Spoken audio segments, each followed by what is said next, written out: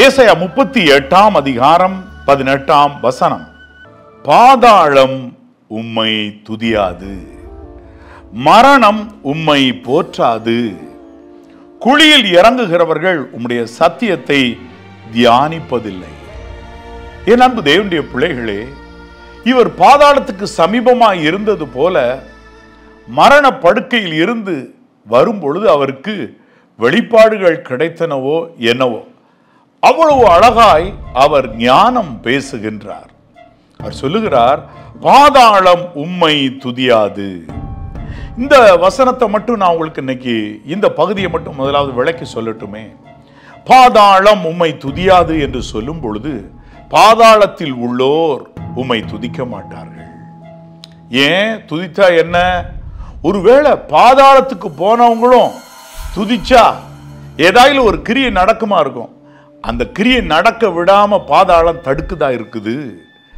பாதாளம் உம்மை துதியாது. அருமையாக ஒரு வசனத்தை நான் வாசிக்கிறேன், கவனியுங்கள். சங்கீதம் 115, 17, 18. மரித்தவர்களும் மௌனத்தில் இறங்குகிற அனைவரும் கர்த்தரை துதியார்கள். மரித்தவர்களும் மௌனத்தில் இறங்குகிற அனைவரும் கர்த்தரை துதியார்கள். நாமோ இது முதல் என்றென்றைக்கும் கர்த்தரை ஸ்தோத்தரிப்போம். அல்லேலூயா. மரித்தவர்களும் மௌனத்தில் இறங்குகிற அனைவரும் கர்த்தரை துதியார்கள். அப்படின்னா என்ன அர்த்தம்? மரித்தவர்கள் இந்த பூமியிலே மரித்த பின்பு பாதாளத்துக்கு செல்லுகிறவர்கள், அவர்கள் அங்கே கர்த்தரை துதிக்க முடியாதபடி சில கிரியைகள் நடக்கின்றன.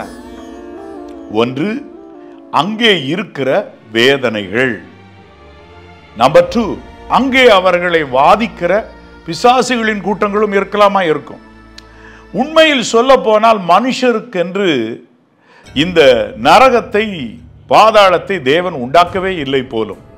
ஆகவேதான் ஆண்டவர் சொல்லுகிறார், பிசாசுக்காகவும் அவன் தூதர்களுக்காகவும் ஆயத்தம் பண்ணப்பட்டிருக்கிற நரகத்திலே போங்கள் என்று ஆண்டவர் சபிக்கப்பட்டவர்களை பார்த்து சொல்லுகிறார் என்று எழுதியிருக்கிறது. பார்த்தீர்களா? அப்படி என்றால் ஒன்று நீங்க புரிஞ்சுக்கிடுங்க, இது மனுஷருக்காக செட் பண்ணப்பட்டது அல்ல, பிசாசுகளுக்காக, அவனுடைய தூதர்களுக்காக ஆயத்தம் பண்ணப்பட்டது. பாருங்கள். அப்ப தேவ சமூகத்தில் நல்ல அருமையா இருந்து விழுந்து போன அந்த தூதர்களை வாதிக்கிறதுக்கு பயங்கரமான விதத்தில் டார்மெண்டேஷன்லாம் பண்றதுக்குன்னு ரெடி பண்ணப்பட்ட இடமா இருக்கும் இந்த நரகம், பாதாளம் மற்றும் இந்த அக்கினி கடல். இவைகள் எல்லாம் வெளிப்படுத்தின விசேஷம் 9ஆம் அதிகாரம் 1ஆம் வசனம். ஒரு தூதனுக்கு ஒரு பாதாள குழியின் திறவுகோல் கொடுக்கப்பட்டது. அந்த தூதன் பாதாள குழியை திறந்தான் என்று வெளிப்படுத்தின விசேஷம் 9:2 சொல்லுகிறது. அங்கு இருந்து, அந்த புகையில் இருந்து வெட்டுக்கிளிகள் புறப்பட்டு பூமியின் மேல் வந்தது. அந்த வெட்டுக்கிளிகள் எப்படி இருந்தது, அதனுடைய உருவம் எல்லாவற்றையும் நான் வாசிக்கிறேன். 7ஆம் வசனம் முதற்கொண்டு.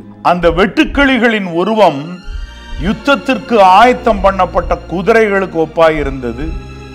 அவைகளின் தலைகளின் மேல் பொன்மயமான கிரீடம் போன்றவைகள் இருந்தன.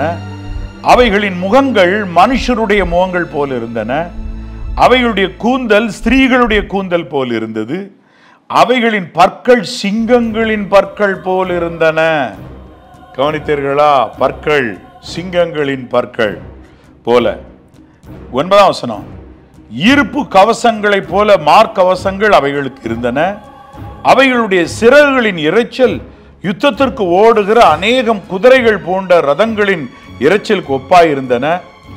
அவைகள் தேள்களின் வாள்களுக்கு ஒப்பான வாள்களையும் அந்த வாள்களில் கொடுக்குகளையும் உடையவர்களாயிருந்தன. அவைகள் 5 மாதம் அளவு மனுஷரை சேதப்படுத்துவதற்கு அதிகாரம் உடையவனாயிருந்தன. என் அன்புடைய பிள்ளைகளே, இதோ உலகத்தின் நிறைவு நாட்களிலே நிறைவேறுகிற ஒரு வாதை. அந்த வாதையில ஒன்று, பாதாளத்திலிருந்து வெட்டுக்கிளிகள் போல ஏறி வந்து 5 மாதங்கள் மனுஷரை சேதப்படுத்துவதற்கு அதிகாரம் கொடுக்கப்பட்டதான். அவைகளுக்கு தேள்களின் வாள்களுக்கு ஒப்பான வாள்களும் அந்த வாள்களில் கொடுக்குகளையும் உடையவைகளாக இருந்தன. கொட்டுறதுக்கு, வேதனைப்படுத்துறதுக்கு. அப்ப பாதாளத்திலிருந்து தான் இந்த வெட்டுக்கிளிகள்லாம் புறப்பட்டு வந்தது. இது ஒரு வகையா இருக்கலாம். இன்னும் எத்தனையோ வாதை பாதாளத்தில் இருக்கும் அல்லவா?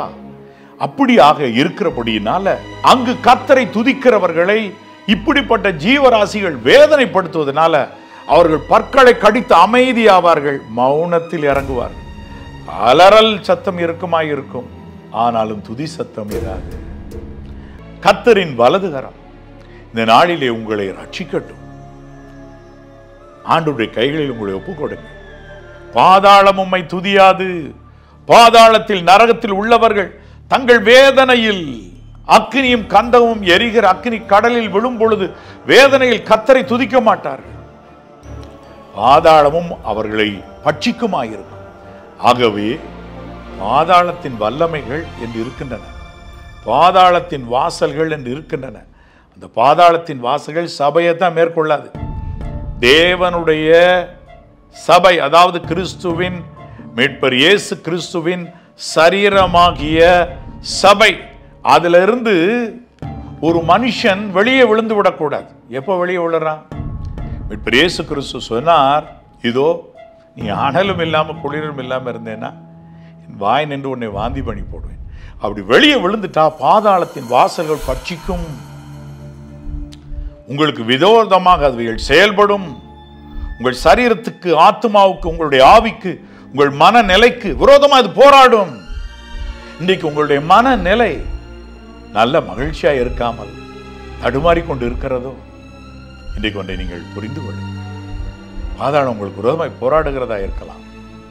ஒன்றே ஒன்று, மீட்பர் இயேசு கிறிஸ்துவின் சரீரமாகிய சபையில் நீங்கள் அங்கத்தினராக இருப்பீர்களானால் பாதாளம் உங்களை தொடாது, சேதப்படுத்தாது, மேற்கொள்ளாது.